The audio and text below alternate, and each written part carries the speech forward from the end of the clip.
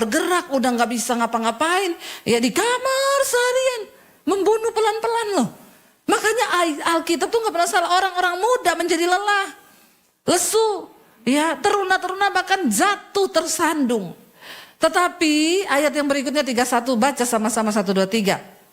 Tetapi orang-orang yang menanti-nantikan Tuhan mendapat kekuatan baru. Mereka seumpama raja wali yang naik terbang dengan kekuatan sayapnya. Mereka berlari dan tidak menjadi lesu. Mereka berjalan dan tidak menjadi lelah. Ya, hari-hari ini banyak orang berjatuhan. Tapi orang yang menanti-nantikan Tuhan, makanya cari Tuhan. Nantikan Tuhan bekerja di hidup kita. Orang yang menanti-nantikan Tuhan mendapat kekuatan baru. Nggak peduli umurmu berapa, kalau kau cari Tuhan, Dia beri engkau kekuatan baru. Kenapa di kita ini diumpamakan seperti Raja Wali? Burung Raja Wali itu burung yang sangat-sangat senang kalau ada badai. Karena dia sangat menikmati badai, angin yang kencang. Kenapa? Dia memakai kekuatan badai itu untuk dia melayang di tengah badai dan membawa dia naik lebih tinggi. Ini gambaran kehidupan orang Kristen. Setiap badai, pencobaan yang datang dalam hidupmu, pakai itu menjadi sebuah kesempatan untuk engkau naik level iman yang lebih tinggi, saudara. Ya, jalani setiap badai hidup, nikmati bersama dengan Tuhan. Dikatakan orang-orang yang menanti-nantikan Tuhan, mereka berlari tapi tidak menjadi lesu. Mereka berjalan tapi tidak menjadi lelah. Ya, kenapa ada orang yang berkata seringkali, kok kamu itu begitu kuat? Ya iya, karena saya mengandalkan Tuhan. Hantaman persoalan yang seberat apapun, waktu kita menanti-nantikan Tuhan, firman ini berkata, kita ini diberi kekuatan, kita berlari tapi nggak lesu, kita berjalan tapi tidak lelah. Dopingnya dari mana? Dari Tuhan. Kita menghadapi banyak persoalan, kita menghadapi banyak pergumulan, tapi kita semakin kuat karena Tuhan yang menjadi kekuatan di hidup kita, saudara. Mari hari-hari ini, saudara, kita jangan kalah dengan keadaan, kita jangan menyerah, jangan jenuh dengan setiap apa yang sudah Tuhan beri.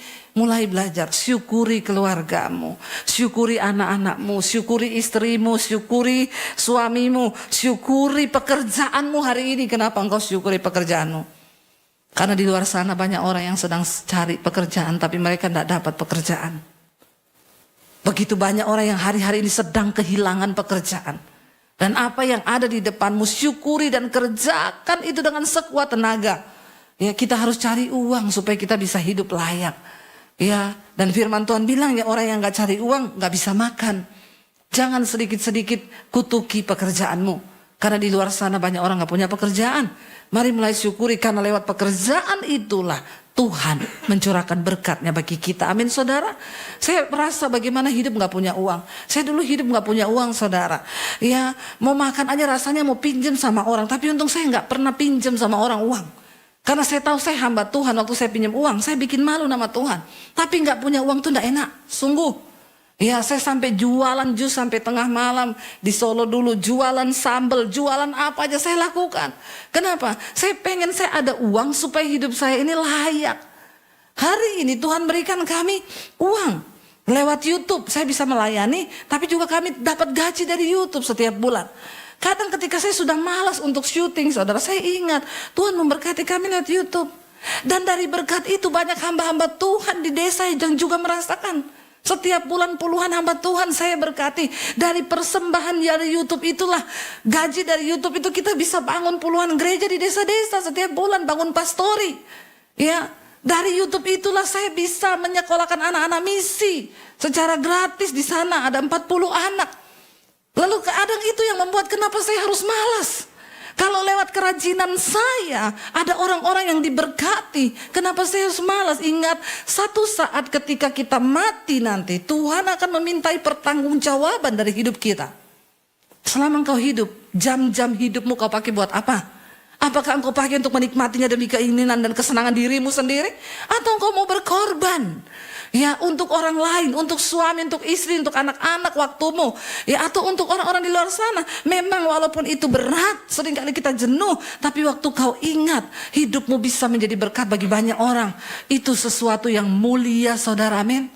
Karena hidup ini bukan hanya tentang kita. Hidup ini bukan hanya mencapai apa yang kita mau. Tapi hidup ini harus kita hidupi untuk mencapai apa yang Tuhan mau. Dan maunya Tuhan kita harus menjadi berkat dan kepanjangan tangan Tuhan bagi orang lain. Ya, sehingga satu saat ketika kita dipanggil, oh haleluya. Ini haleluya ya, turun.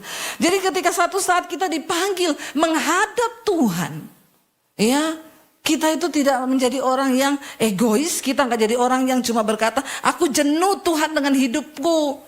Makanya aku nggak bikin apa-apa, aku malas Tuhan kerja, aku malas Tuhan gini, atau aku pakai hidupku untuk tiap hari aku menikmati hidupku. Hello, kau jangan egois loh. Karena hidup ini bukan milikmu, tapi hidup ini milik Tuhan.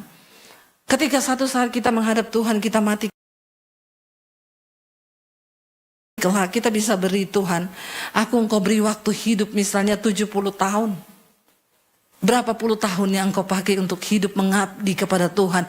Bekerja dengan sekuat tenaga dan hidupmu bisa menjadi berkat bagi banyak orang. Dan berapa banyak waktu Tuhan akan kalkulasi loh. Kau dikasih hidup 70 tahun, berapa puluh tahun kau cuma hidup untuk kepentingan dirimu sendiri. Ya, kau main game, kau olahraga terus, kau make up terus, kau di salon terus, kau ya pilates terus, itu akan ditanya Tuhan, ya. Kita harus mempertanggungjawabkan hidup kita waktu-waktu yang Tuhan beri. Karena hidup ini adalah milik Tuhan. Ya, berapa banyak waktu yang kita pakai saudara, untuk hidup kita bisa menjadi berkat, untuk hidup kita melayani Tuhan, tuh ditanya loh. Ya, untuk apa? Berapa banyak berkat yang sudah Tuhan percayakan kepadamu? Berapa banyak yang kau pakai untuk menabur? Berapa banyak yang kau pakai beli tas terus tiap bulan? Tobat, amin. Ya, saya tiap bulan, coba kalkulasi. Setiap bulan beli tas berapa ratus juta? Ya, setiap bulan untuk kepentingan salonmu, kecantikanmu, berapa ratus juta yang kau pakai? Taburannya berapa? 10 juta. Minder gak sama setan? Minder saudara. Bertobat loh kita ini. Karena satu saat Tuhan akan mintai pertanggungan jawab. Ya, selama kita dikasih kepercayaan, selama diberi waktu, saya itu bersyukur. Kemarin sudah selesai bangun satu gereja. Tiba-tiba hari ini Bu, bisa tolong bangun pastori kami. Udah mau roboh, kalau ada angin udah bunyi-bunyi. Saya bilang, puji Tuhan, terima kasih Tuhan. Dikasih lagi satu kepercayaan. Itu kepercayaan loh saudara. Ya, kita bisa menjadi berkat bagi banyak orang.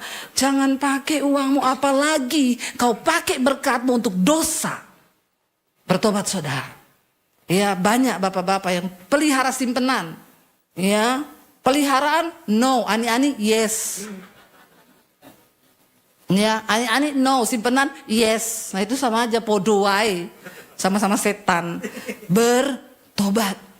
Ya, jangan sampai saudara. Saya tadi malam baca kitab Amsal, sekarang misbah doa sampai di kitab Amsal. Hai, dikatakan pria-pria, jangan kau terkena dengan mulut perempuan jalang.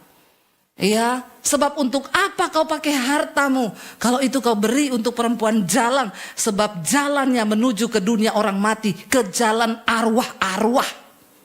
Ngeri, sekarang banyak orang ya punya simpenan. Ya, ada juga ya kemarin saya layani lesbi, ya simpenannya lesbi, homo, simpenannya homo. Lalu uang dihamburkan untuk dosa.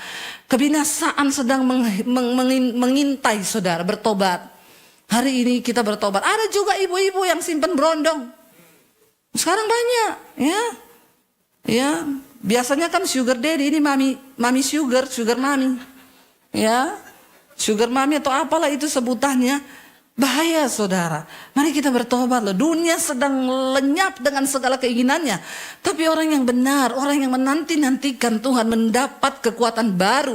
Kita sedang di hari-hari terakhir masa-masa penantian Tuhan. Jangan sampai kita binasa, jangan sampai kita terlambat, jangan sampai kita tertinggal. Ya.